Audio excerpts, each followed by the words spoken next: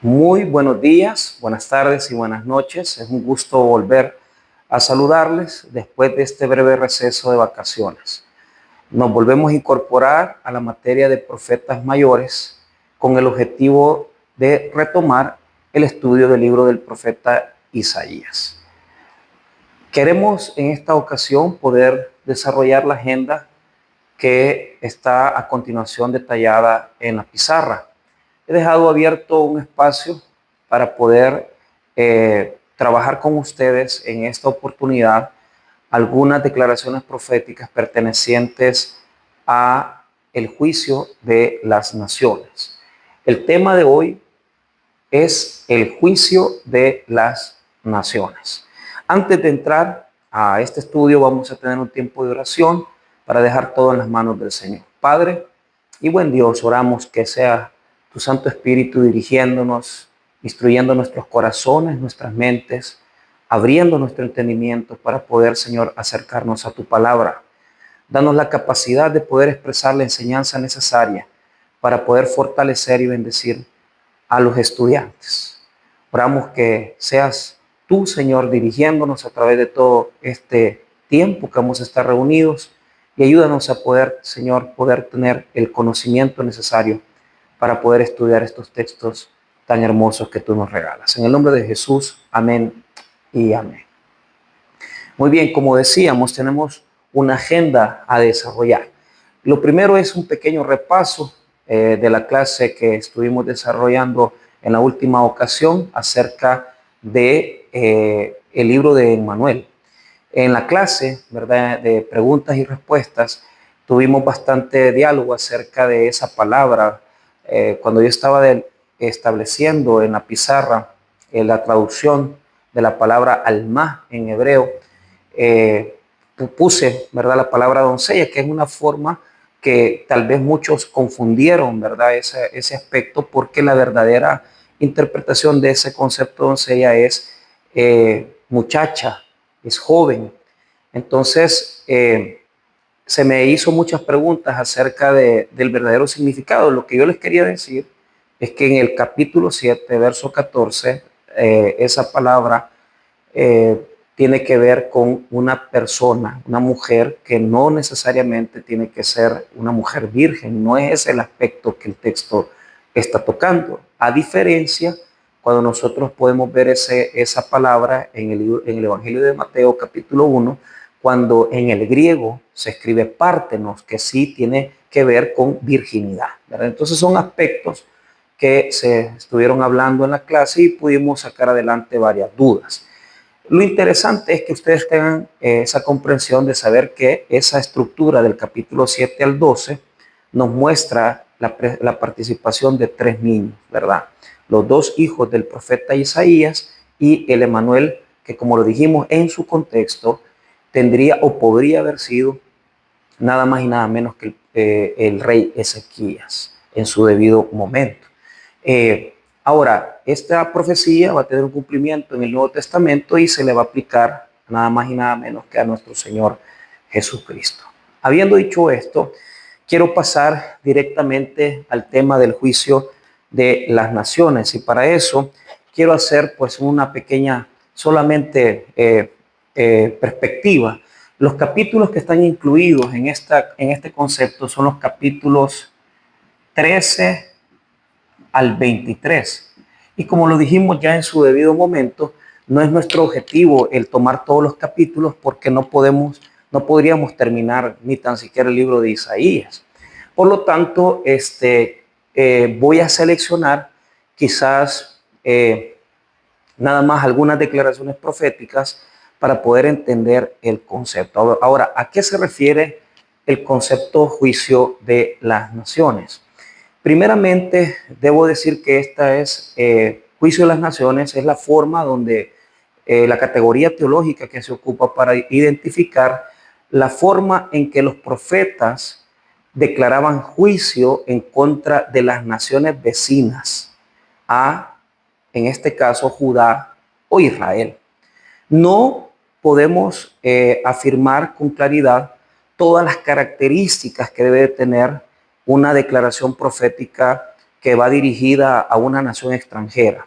Pero podemos decir que elementalmente este tipo de declaraciones surgen por tres elementos. En primer lugar, debo decir que lo que está condenando Dios con estas declaraciones es que Israel o Judá han dependido, han confiado en las naciones vecinas para su defensa. Vimos en la última clase que uno de los errores que cometió el rey Acaz es confiar en la nación de los asirios, ¿verdad? En el imperio asirio para su defensa. Entonces, esta condición de que Israel o Judá confiaban en las naciones vecinas es una de las situaciones que Dios condena, es decir, una de las razones por las cuales Dios va a establecer declaraciones de juicio es por el hecho que quiere que su pueblo entienda que no se puede confiar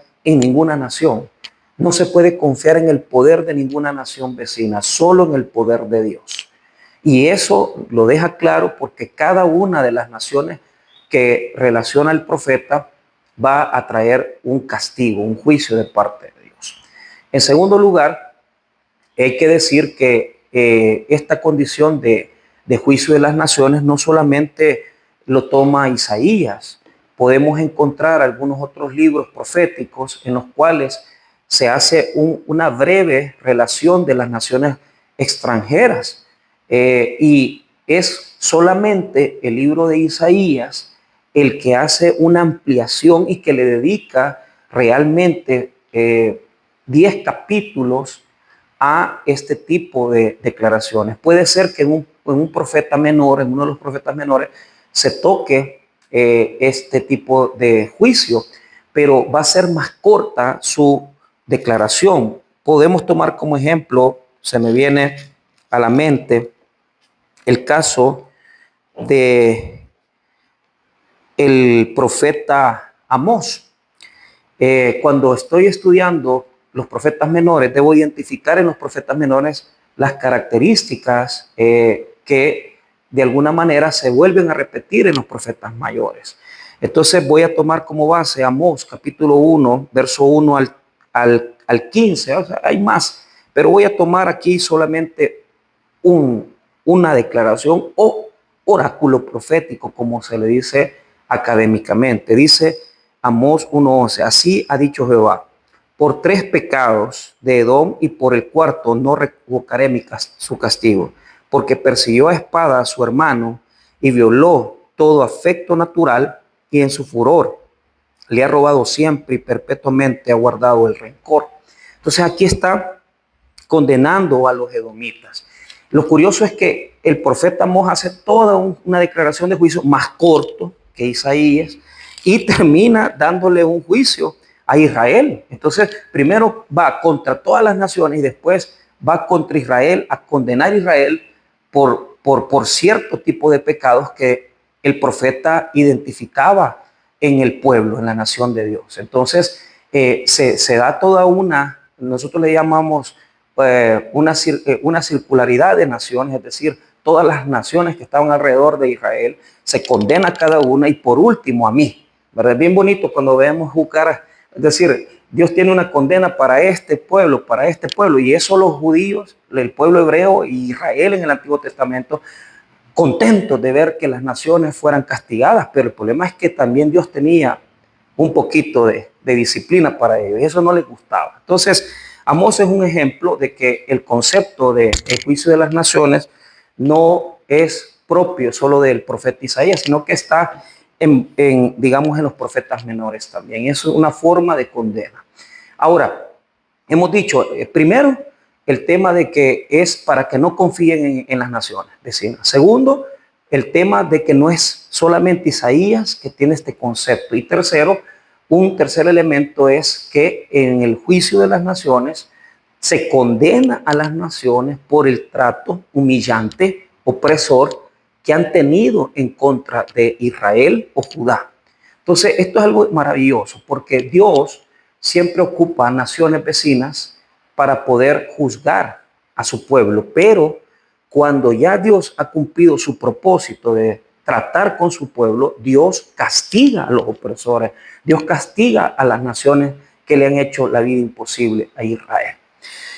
Habiendo dicho esto, estos tres elementos genéricos, ¿verdad?, del tema del juicio de las naciones, quiero decir también que en el Nuevo Testamento, en el Evangelio de Mateo, se encuentra también una categoría escatológica donde el Señor en Mateo 25 se establece también un juicio de las naciones, ¿verdad? Pero eso es escatología y tiene que ver con la razón de cómo las naciones van a tratar a Israel en el tiempo de la tribulación. Pero eso es escatológico, eso es materia de, digamos, de escatología. No estamos trabajando todavía eso y no lo vamos a trabajar en nuestra materia, pero lo digo para que ustedes vean que esto de juzgar a las naciones no es solamente de los profetas mayores en general de Isaías. Entonces, ahora, habiendo dicho eso, quiero proponerles un método. Fíjense que hemos venido trabajando cada semana, hemos ido acercando. Si usted quiere, tiene que ver todos los videos y se va a dar cuenta que he ido trabajando el tema de respetar, ¿verdad?, hasta donde se pueda el texto bíblico. Pues ahora yo propongo un método, el método de rastreo, un método sociocientífico, socioacadémico, que trata de poder acercarse al texto para poder trabajarlo en su contexto, como lo hemos repetido ya en 3 ocasiones. No puedo acercarme a un texto bíblico si no lo trabajo con cierto tipo de metodología. Y yo les pido a ustedes que indaguen acerca de este concepto, porque nos va a servir para poder acercarnos a estas declaraciones proféticas. No quiero decir que este va a ser el método que voy a ocupar en toda la materia, pero sí es el que más vamos a recurrir para hacer un estudio más profundo y también un estudio que nos sirva a todos, ¿verdad? No puedo acercarme yo al texto solamente desde mis creencias, sino que debo ocupar una metodología que me permita llegar a él. Entonces, estos métodos, ¿verdad?, de análisis, de investigación y de exégesis, son métodos que surgen posterior a la Reforma Protestante y tienen que ver con el estudio de un acercamiento real que debemos de hacer al contexto de cada uno de los textos bíblicos que aparecen en la Escritura. Por lo tanto, dejé abierto esto porque quería primeramente tocar los puntos. ¿Cómo me acerco yo al texto? Cumpliendo cada una de estas partes. No quiero decir con esto que todos los textos tengan todos los elementos. Habrán textos que no se les puede aplicar cierto tipo, digamos, de metodología. Una de ellas, ya la voy a explicar, en la intertextualidad. Pero ya lo voy a explicar. ¿Qué es una delimitación? Una delimitación es donde yo me refiero al capítulo que voy a trabajar o a la porción de versículos que voy a trabajar, establezco a qué estructura pertenece. Entonces, desde ya yo digo que todos las declaraciones proféticas que voy a trabajar ahorita, no son muchas, pertenecen a la estructura del juicio de las naciones del capítulo 13 al 23. La delimitación me va a llevar a mí a entender que un capítulo, que una porción de versículos, no puedo interpretarla de forma desligada, no puedo sacar el texto e interpretarlo a mi estilo, a la manera que yo quiera. Tengo que respetar el contexto del texto. Número 2, género y estructura. Esto es muy fácil hacerlo ahora a través de la IA, porque yo le puedo preguntar a la IA, dime o proponme cuál es el género literario del capítulo que estoy trabajando. Y eso no es problema ya. ¿Por qué tengo que preguntar el género? Porque no es lo mismo trabajar un género poético, y eso lo he venido trabajando con ustedes, que por ejemplo una narrativa.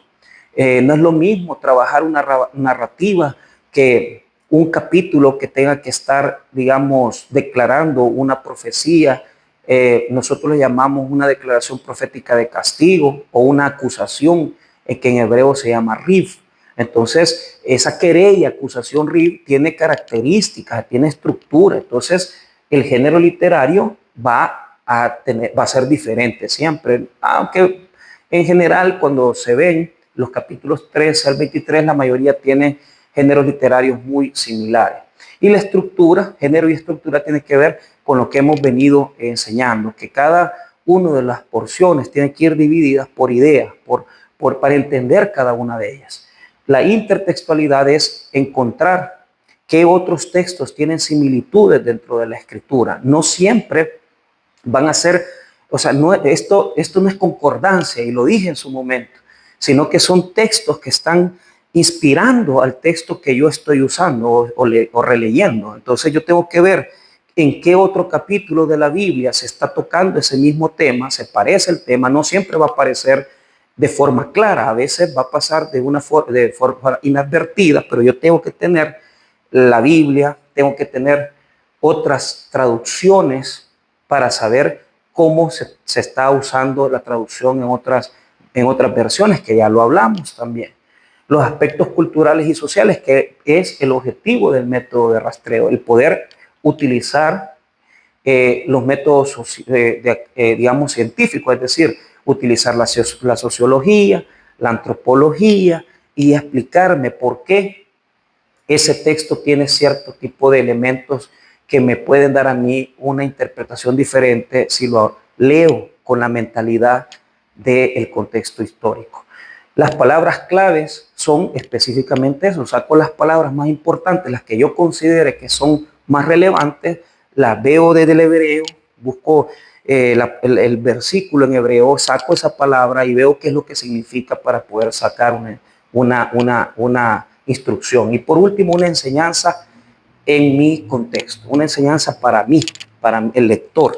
De esta manera, yo no puedo tomarme mucho tiempo en esto, pero digamos que con estos 6 pasos, nosotros podemos hacer un estudio sincero, honesto de los textos bíblicos. Será parte del trabajo de ustedes ya para la evaluación de la siguiente semana, que voy a dejar un trabajito para que esa sea su evaluación.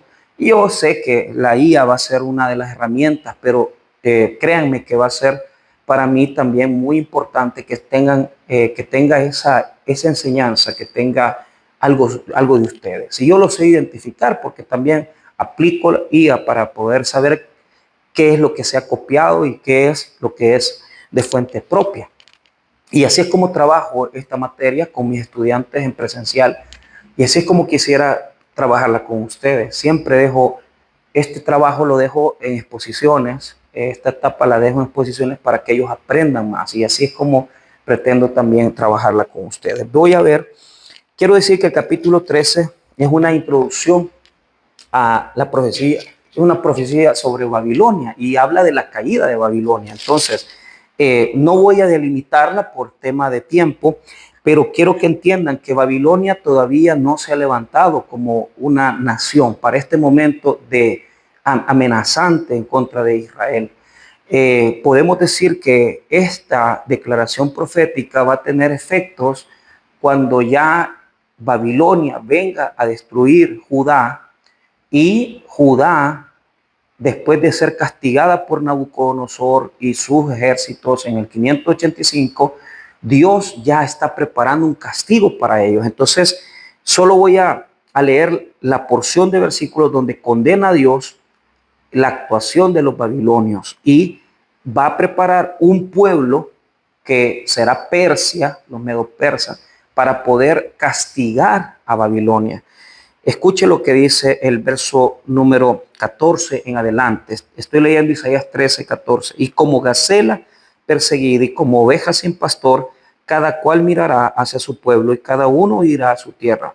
Cualquiera que sea hallado será alanceado y cualquiera que por ellos sea tomado caerá a espada. Sus niños serán estrellados delante de ellos, sus casas serán saqueadas y violadas sus mujeres. He aquí que yo despierto contra ellos a los medos, que no se ocuparán de la plata ni codiciarán oro.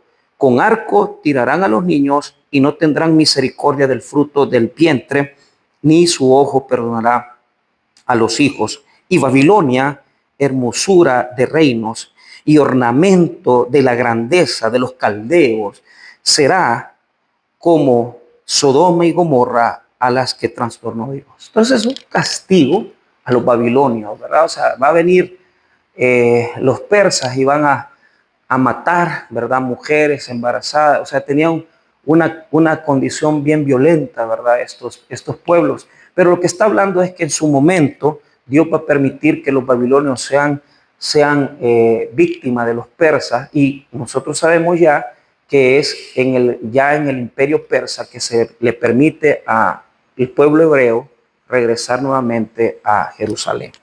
Pero bueno, eso es. Ahora, el capítulo 14, ¿por qué lo escogí? Lo escogí porque me parece a mí de que es uno de los capítulos que más tienen trascendencia dentro de la práctica cristiana y también dentro de la teología cristiana. Entonces, lo voy a dividir de forma rápida. Primero, su delimitación. ¿Qué tengo que poner en la delimitación? En la delimitación lo que yo tengo que decir es lo que ya les mencioné. Primero, que pertenece a los capítulos 13 al 23 del juicio de las naciones. Y luego que he yo definido a qué estructura, yo explico que la estructura del juicio de las naciones es una estructura donde se establece un juicio a todas las naciones vecinas que han hecho daño a Israel, que han hecho daño a Judá. Entonces, lo que voy buscando en la delimitación es saber cómo voy a trabajar, en dónde me estoy ubicando, dónde estoy parado. Posteriormente, esto, como lo digo, esto lo estoy haciendo muy rápido, pero mi idea es que ustedes vayan más despacio. Después de la delimitación tengo género y estructura. Voy a delimitar, ¿verdad? Porque esta es parte también, o sea, el género y estructura tiene que ir pegado a la delimitación, porque me va a permitir ver las pequeñas unidades textuales que voy a ir trabajando, que esto ya lo trabajé con ustedes en todas las clases. Ustedes han visto que yo he ido dividiendo las unidades. Puedo decir que el capítulo número 14, y esta es la diferencia, ya voy trabajando mi texto, corresponde, según al capítulo y al título, dice escarnio contra el rey de Babilonia. Entonces yo escojo mi capítulo, dice escarnio al rey de Babilonia, de Babel, entonces de Babilonia, y yo ya tengo ahí mi capítulo que voy a trabajar ahora. Mi deber es dividirlo en subsecciones. Voy a tratar de dividirlo porque la verdad que no lo tengo delimitado, pero esa es parte, o sea, estoy delimitando, posteriormente estoy estableciendo su género literario y estableciendo sus unidades textuales, que es lo que dice aquí, género y estructura. Entonces, para determinar el género, yo tengo que ver primero qué es. Entonces, ya con anticipación, eso sí, yo lo conozco pues porque ya lo hemos dado y lo hemos enseñado muchas veces. Yo sé que este texto se le llama un escarnio, se le llama una sátira, pero es un género de canto funerario. Así, incluso yo, si ahorita hago el ejercicio de buscarlo en IA, lo que me va a pasar ahí es que me va a encontrar es un canto funerario. Entonces el género literario es un canto funerario. Pero es un canto funerario, pero este canto funerario tiene también esa característica de ser una sátira, es decir, ¿qué es lo que quiere decir? Es una burla al rey de Babilonia. O sea, la Biblia tiene humor y eso se ve en muchos textos, ¿verdad? O sea, no solamente en el profeta Isaías, se ve en otros capítulos, en otros géneros, se ve la sátira, se ve el humor, se ve la burla que está haciendo el profeta de dicho rey. Entonces, el género literario sería canto funerario, una sátira o burla al rey de Babilonia. Entonces, he cumplido lo del género. Ahora voy a la estructura. La estructura estaría delimitada de la siguiente manera. Voy a tratar, no sé si me puedo equivocar, ¿verdad? Pero, por ejemplo, porque lo estoy haciendo muy a la ligera, versículos 1 hasta el verso número 4, es una parte de introducción al texto. Es decir, pero tiene una condición de promesa, porque no solamente está introduciendo el canto funerario, sino que también hay como una promesa de consolación, de restauración. Puedo poner una promesa, puedo ponerlo aquí. Ahora, los versos 5, y aquí es donde ya entramos un poquito en problemas. Lo que el texto está presentando es la caída del rey. Y, y esto lo vamos a ver ya cuando hagamos la lectura. Yo les invito a que lo lean en su casa, que le pongan tiempo, pero va en etapas. Entonces, lo primero es que del verso 5 al verso 8 está, digamos, la primera etapa de el canto funerario. 5 al 8. ¿Qué es lo que dice esa etapa? Del 5 al 8 yo puedo identificar que la naturaleza canta, está alegre, la naturaleza está feliz, está declarando un cántico, una alegría. La naturaleza canta y se siente gozosa la naturaleza porque ha muerto el rey, porque ha muerto. Entonces la naturaleza declara su alegría por la muerte del rey. Entonces, primero, los personajes aquí que tienen, o sea, esto se puede ir sacando, ¿verdad? La figura retórica que hay detrás, no lo vamos a sacar las figuras retóricas. Deberíamos de sacar un poquito de figuras retóricas, pero no lo voy a hacer porque ustedes tendrían que decirme, es que esto de que los árboles hablan, porque vamos a ver que los cipreses están felices y los cedros del Líbano también, pero están hablando. Entonces, es cierto tipo, ¿verdad?, de una figura, ¿verdad?, retórica que utiliza el redactor, el escritor, para decir que la naturaleza está feliz. Entonces, pero no lo voy a hacer, o sea, me voy a quedar hasta ahí porque no es mi deber poder complicarles más la existencia, sino que ustedes vayan poco a poco entrando. Pero si ustedes quieren, pregúntenle a la IA a qué figura retórica está usando el escritor ahí. Después, los versículos número 9 al 11 es la burla de los reyes.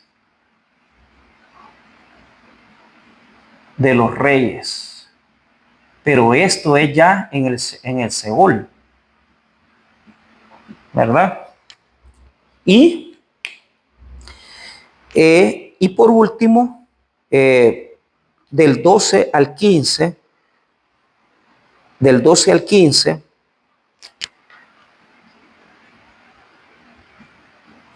podemos identificar ya el canto. O sea, el canto ha ido en descendencia, ha pasado por la naturaleza, ha ido al Seol, pero ahora prácticamente todos los pueblos cantan porque está diciendo, ¿cómo caíste, oh lucero? Tú que decías al corazón, subiré al cielo. Entonces, es un recuerdo en forma de burla.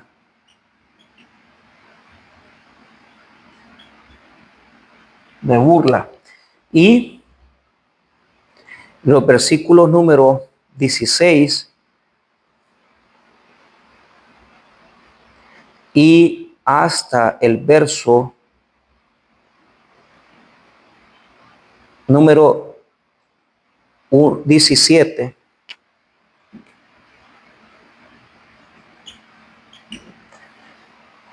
es una recuerdo, es una forma de como distinguir cómo está identificándose en ese momento. Se inclinarán hacia ti los que te vean, te contemplarán diciendo, este es el varón que hacía temblar. Entonces están contemplando,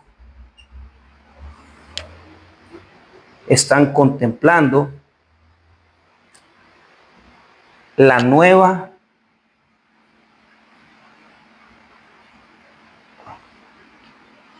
contemplando la figura del rey.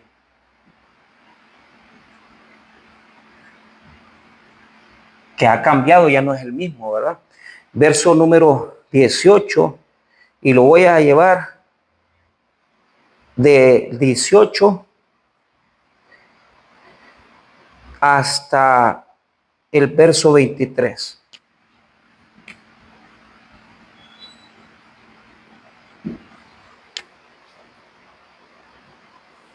Y a esto se le llama el recuerdo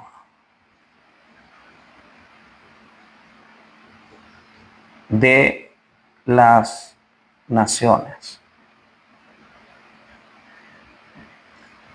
Es el más largo quizás de todos. Bueno, es una forma, ¿verdad?, de poder dividirlo. Pueden encontrar en otros libros, pueden encontrar diferentes tipos de división de estructura, ¿verdad? Pero yo estoy ocupando esta, es quizás la más sencilla.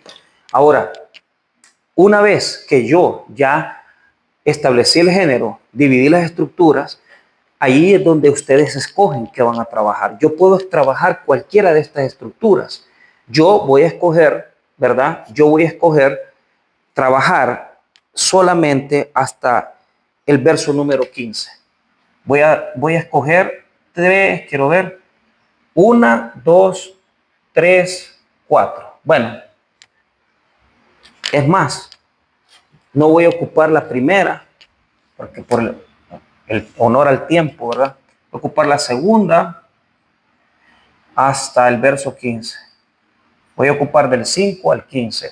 Voy a ocupar 3 unidades textuales para explicar el punto que estoy trabajando, ¿verdad? Entonces, ya con eso, así se hace una delimitación, así se hace un estudio de un texto bíblico académicamente, utilizando el método de rastreo. Ahora viene la parte de la intertextualidad.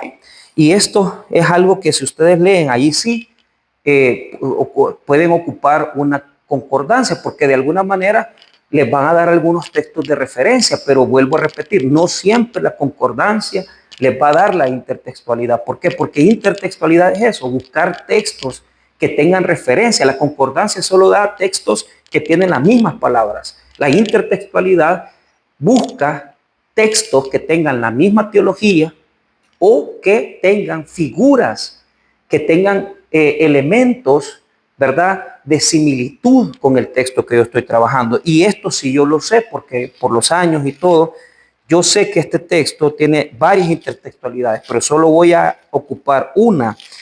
Y la intertextualidad que voy a trabajar es la de Ezequiel, capítulo número 28. ¿Y por qué? Porque en el 28 está la caída del rey de Tiro. Pero la forma teológica de similitud que guardan es que tanto el rey de Tiro como el rey de Babilonia descienden, caen. Por eso es que estoy utilizando intertextualidad ahí. Voy a leer Ezequiel 28, verso número 11. Vino a mí palabra de Jehová diciendo, hijo de hombre, levanta endecha sobre el rey de Tiro y dile, así ha dicho Jehová el Señor, tú eres el sello de la perfección, lleno de sabiduría y acabado en hermosura. En Edén, en el huerto de Dios estuviste, de toda piedra preciosa era tu vestidura, de cornerina, topacio, jaspe, crisólito, berilio y ónice, de zafiro y cambunco, esmeralda y oro. Los primores de tus tamboriles y flautas estuvieron preparados para ti en el día de tu creación. Tú, querubín grande, protector, yo te puse en el santo monte de Dios. Ahí estuviste en medio de las piedras de fuego, te paseabas. Perfecto eras en todos tus caminos, desde el día que fuiste creado hasta que se halló en ti maldad. A causa de la multitud de tus contrataciones fuiste lleno de iniquidad y pecaste, por lo que yo te eché del monte de Dios y te arrojé de entre las piedras del fuego, oh querubín protector. Se enalteció tu corazón a causa de tu hermosura, corrompiste tu sabiduría a causa de tu esplendor, y yo te arrojaré por tierra delante de los reyes, te pondré para que miren en ti.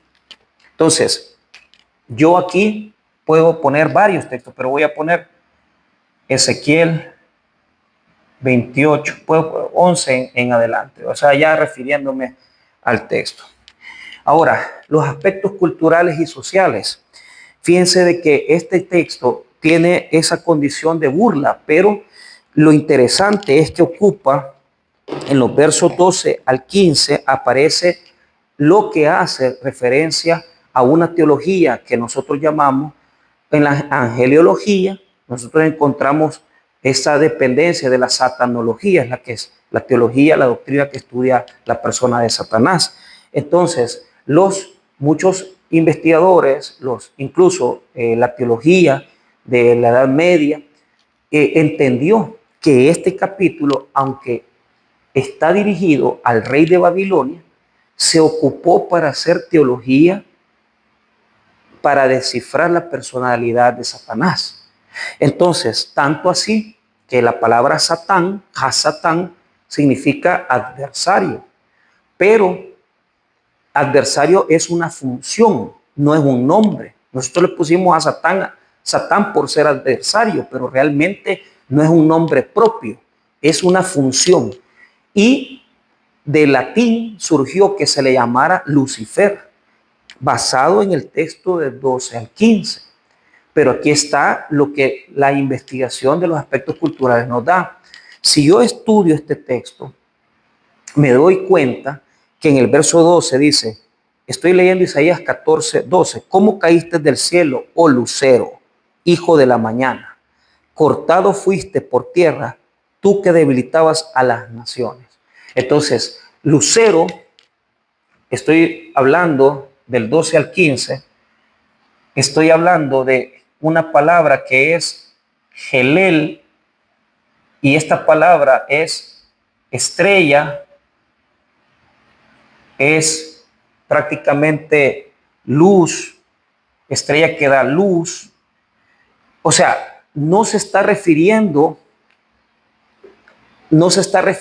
realmente a un nombre del diablo, se está refiriendo a un aspecto cultural que en la cultura cananea se tenía la creencia de que había un dios de esta estrella de Venus que amparaba la protección de los hombres. Era una figura cananea, y el texto está comparando a este personaje, al rey, con un personaje de iluminación basado en una estrella que iluminaba todo.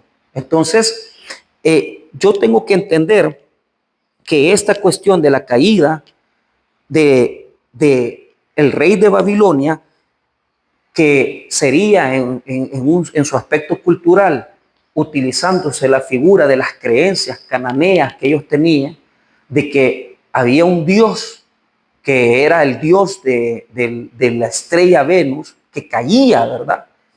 Que descendía.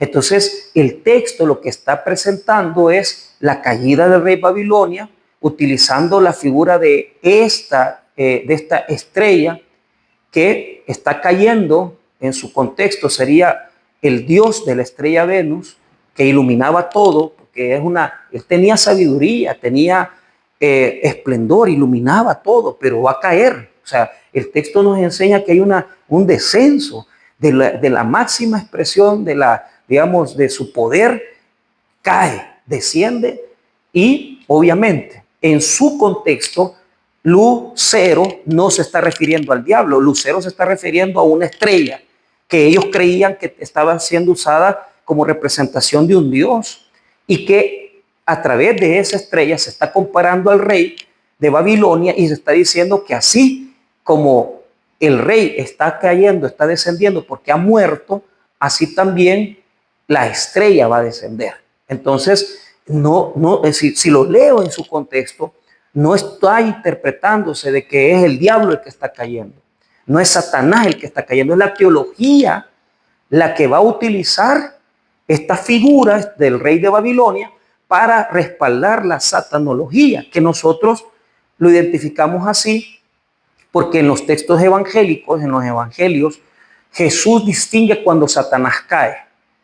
Jesús manda a predicar a los 70 y después ellos regresan gozosos de que algunos han abierto las puertas de su casa y entonces dice Jesús, yo he visto caer a Satanás. Entonces está recordando el mismo espíritu que ha iluminado al rey de Babilonia, es prácticamente la misma percepción de Satanás en el Nuevo Testamento, es decir, la suerte que corre el rey de Babilonia, que está inspirado en un espíritu que puede ser, obviamente detrás de esto está el enemigo, Satanás. Así también en el Nuevo Testamento, Satanás cae, desciende del cielo, ¿verdad? Entonces es así como se configura la teología. Pero si yo lo leo en su contexto y si veo los aspectos culturales y ustedes los pueden investigar, pregúntele a la IA qué significa el lucero en ese texto. Entonces se los va a explicar claramente. Pero ahí es donde yo quiero que entiendan lo que se entiende en su contexto. Por eso ocupé este capítulo. Los aspectos culturales y sociales es que ellos tenían una divinidad cananea que se representaba la estrella Venus y que esa estrella pues era eso, era una estrella que se representaba con la idea de tener un Dios detrás de ella. Entonces, pero son aspectos culturales y sociales. Otra cosa importante dentro de la cuestión del texto, esto tendría que escribirlo, ¿verdad? Es de que cuando él muere, es como que él va al Seol. Entonces, el Seol, queridos hermanos, o sea, es el lugar de los muertos en el Antiguo Testamento. En el Antiguo Testamento, ellos no entendían, o sea, para ellos no había cielo, infierno. En el Antiguo Testamento, tú ibas a la muerte. Seol significa el lugar de los muertos. Y la idea que ellos tenían es que allí se vivía con una figura de sombra, eran sombras que no tenían la misma figura de los hombres, sino que eran sombras, incluso algunos te dicen que esa figura disminuida espiritual que vivía en el Seol, ellos la concebían que estaba en la tierra, pues abajo, un descenso hacia el Seol, el lugar de los muertos. Pero ellos no lo veían como nosotros, que cielo, infierno, eso no existía en el Antiguo Testamento. Eso no existía. La idea de tener un lugar de condenación surgió prácticamente en la literatura intertestamentaria, es decir, previo al Nuevo Testamento y al finalizar el Antiguo Testamento, ahí entre el siglo V, y el siglo II antes de Cristo, nace la idea ya revelada por Dios que hay una diferencia entre los muertos, es decir, un lugar de sufrimiento y un lugar de recompensa. Y lo vemos en la enseñanza del rico y Lázaro, ¿verdad? Allí vemos diferencia. Entonces, había una cima dividiendo, ¿verdad? Donde estaban los justos, los que estaban en el seno de Abraham, Lázaro, y los que estaban en el fuego. Entonces, eso es muy moderno, muy posterior, pero en esta idea, el Seol era el lugar de los muertos en el Antiguo Testamento. En el Antiguo Testamento todos van para el mismo lugar, no hay diferencia. Surge hasta posteriormente, después del exilio babilónico, surge esa idea de separación. Pero es una idea revelada que en la Biblia también lo vamos a ir viendo si lo estudiamos con detención. Entonces, vemos que él está muerto, vemos que se burlan de él y que obviamente él ya no tiene una vida, él es una sombra viviendo en el Seol. O sea, aquí es como ya comienzan a salir las ideas de ese lugar de condenación, pero no se ha revelado todo. Todavía está en una etapa progresiva. Entonces aquí vemos ya dos aspectos culturales. ¿Cuáles? Uno, la idea de la estrella, ¿verdad? De la estrella Venus. Y segundo, el aspecto del Seol. Para ellos el Seol era el lugar de los muertos, no era el infierno, era el lugar donde descansaban todos, ¿verdad? Pero en el caso del rey de Babilonia es un lugar donde él está viendo sufrimiento.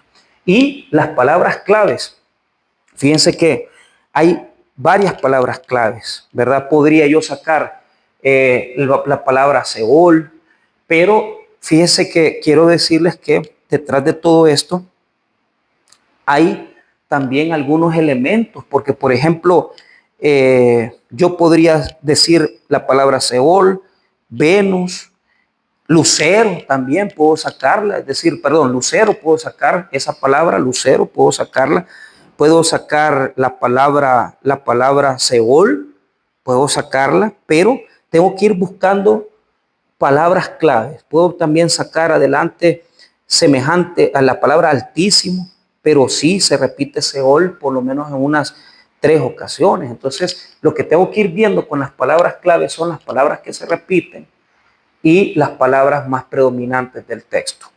¿Y qué enseñanza me deja? La enseñanza me deja es que los soberbios serán castigados. Por lo menos así lo puedo interpretar yo de forma superficial. Pero lo que yo quiero que entiendan es esto, que en una primera etapa, este texto, su interpretación fue que el rey de Babilonia descendió con su orgullo y soberbia, pero Dios lo hizo descender. Entonces, y la enseñanza que me deja es que Dios va a trabajar con la soberbia y va a hacer descender todo aquel altivo, orgulloso, todo aquel que quiera subir, que quiera creerse una gran cosa, Dios lo hará descender. Entonces, esa es la enseñanza que me da a mí en mi contexto, pero la enseñanza que da en su contexto era otra, como la que acabo de explicar en este momento. Ahora, ¿qué enseñanza deja, digamos, a través de la doctrina y la teología? Pues esta es la figura del espíritu de Satanás. Es decir, Satanás ha actuado de la misma manera. Se levantó en contra de Dios, buscó tener un trono a la par, o sea, es decir, él es astuto, él no quiere ser igual que Dios, él ya sabe que no puede serlo. Él quiere un trono de adoración a la par del de Dios. Y esto implica de que él va a utilizar siempre sus artimañas para poder engañar, para poderse hacer pasar por una estructura paralela, ¿verdad? Entonces, pero lo que quiere mostrar es, si yo lo interpreto en la teología de la caída de Satanás, yo tengo que decir que el espíritu que, el espíritu que estaba en el gobernador de Babilonia era el espíritu de Satanás, que igual Dios vio que se rebeló. Satanás se lleva la tercera parte de los ángeles, cae, desciende, y ahora Satanás no es una fuerza paralela a la de Dios. Satanás es un ser que Dios lo creó bueno, pero él se rebeló y, guiado en esa rebelión, llevó a los demonios con él para poder de alguna manera oponerse al reino de Dios. Entonces, yo quiero decir que esto de Satanás, ¿verdad? Fíjense que muchas veces el diablo, o sea, pensamos que es todas ideas falsas, ¿verdad? De que tiene cacho, que tiene cola. Todo eso es falso. La función de Satán, el adversario, desde la teología hebrea, más allá de ser un ser que toda la vida está queriéndonos llevar al infierno, eso no es, porque Satanás no está en el infierno. Satanás anda dando, como en el libro de Job, ¿verdad? Da vuelta al mundo, ¿verdad? A la tierra, hace de las suyas, pero la idea que debemos de tener de Satán es quien te saca de tu propósito. Lo que hizo con Jesús en las tentaciones, que lo que él quería era que Jesús saliera del propósito de Dios, que Jesús convirtiera las piedras en pan sin depender de su Padre, que Jesús se tirara del pináculo del templo y que recibiera la gloria de los hombres, porque él se la ofreció, ¿verdad? Te voy a dar todos los reinos del mundo. Pero ¿cuál era el ofrecimiento de Satán?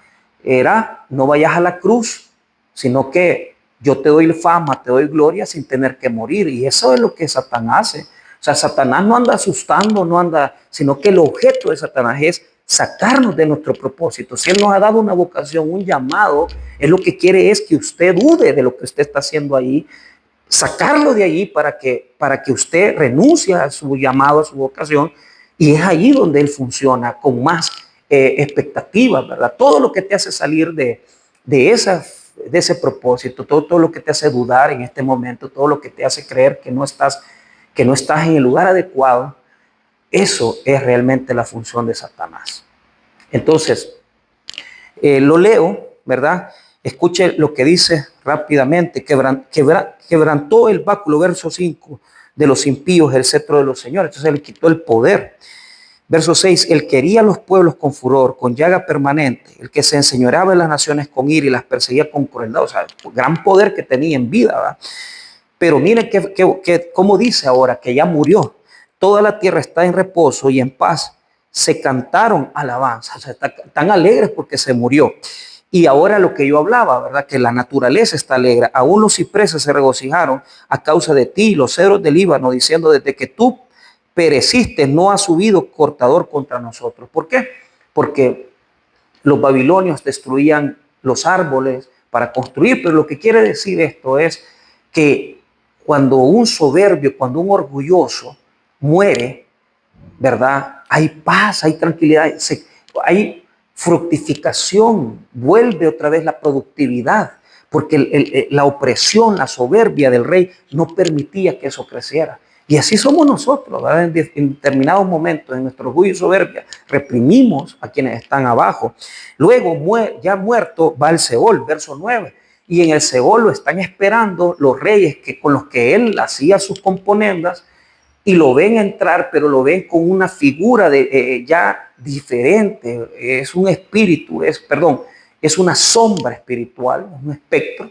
Y eso es lo que ve, esa es la figura que presenta, y dice que la cama de él son gusanos. Mira el 9, el Seol abajo se espantó de ti, despertó muertos que en tu venida saliesen a recibirte, hizo levantar de sus sillas a todos los príncipes de la tierra, a todos los reyes de las naciones. Todos ellos darán voces y te dirán: tú también te debilitaste como nosotros y llegaste a ser como nosotros. Descendió al Seol tu soberbia y el sonido de tus arpas. Gusanos serán tu cama y gusanos te cubrirán. Entonces la gloria del hombre se vuelve gusanos, porque o sea, la burla de los reyes que están en el Seol es: mira cómo estás, mira, o sea, y ya lo va a representar mejor. Vos que allá gobernabas, que tenías poder, aquí no sos nada y terminaste igual que nosotros, y tu cama va a ser de gusanos y tu colcha será de gusanos.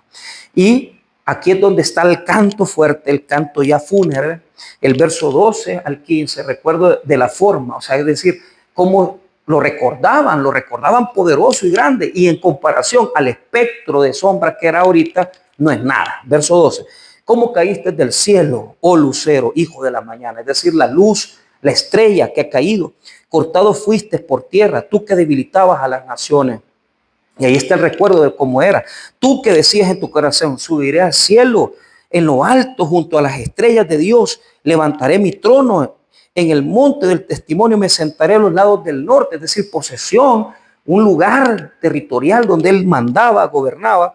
Sobre las alturas de las nubes subiré y seré semejante al Altísimo. Es decir, no quiere ser como Dios. Él quiere algo paralelo a Dios, porque él ya sabe que no puede ser Dios. Mas tú derribado eres hasta el Seol, a los lados del abismo. Y ahí termina, digamos, la parte más preponderante, donde este personaje es descendido, o sea, el que en la soberbia se levanta, el que llega hasta las alturas, el que quiere poner su trono, el que quiere gobernar. O sea, después de recordarte cómo fuiste, tu fama, tu gloria, ya no sos nada, sos un espectro, ¿verdad? Y ahora vas a ser humillado, vas a llegar hasta el descenso del abismo, es decir, al Seol. Y así podríamos seguir las demás unidades textuales, que obviamente por el tiempo no se puede, pero esa es la manera. Esa es la manera. Hay oráculos o declaraciones proféticas más cortas, como la del capítulo 21, la profecía sobre Duma, tiene solo 2 versículos. A mí me gustaría que esto se trabajara, pero digo ya desde ya, se tiene que aplicar las mismas partes para poder interpretar estos textos. Cada uno de las declaraciones proféticas en contra de las naciones se le puede aplicar este tipo de metodología, y ustedes sacar una gran enseñanza, riqueza para sus vidas, para sus congregaciones, para que ustedes prediquen con excelencia, con calidad, y que apliquen estas enseñanzas. Como lo repito, aunque este texto tiene su explicación contextual, que ya la expliqué, se ocupa en teología, porque así debe ser interpretado, para interpretar la caída de Satanás, y está bien, pero tienen que diferenciar lo teológico de lo exegético, es decir, esto es exégesis. Lo teológico es cuando ya se crea, porque se ha creado bien, la doctrina, la enseñanza teológica tiene robustez, pero tiene una base. Entonces ustedes como estudiantes de Biblia, estudiantes de teología, tienen que saber que hay una etapa donde está la exégesis y hay otra etapa donde está lo teológico. Y es así como se forma la enseñanza bíblica. Por lo tanto, nos vamos a ver en clase para hacer preguntas y respuestas, y yo posteriormente voy a dejar el análisis de algunas declaraciones proféticas que yo ya quiero que vayan. Pueden escoger el de Duma, pueden escoger el del profeta, el de Egipto, que es muy bueno también, y hay otros por ahí que pueden ser escogidos y ya comenzar a aplicarles esta metodología de estudio. Les agradezco por su tiempo, nos vemos en clase, que Dios me los bendiga a todos.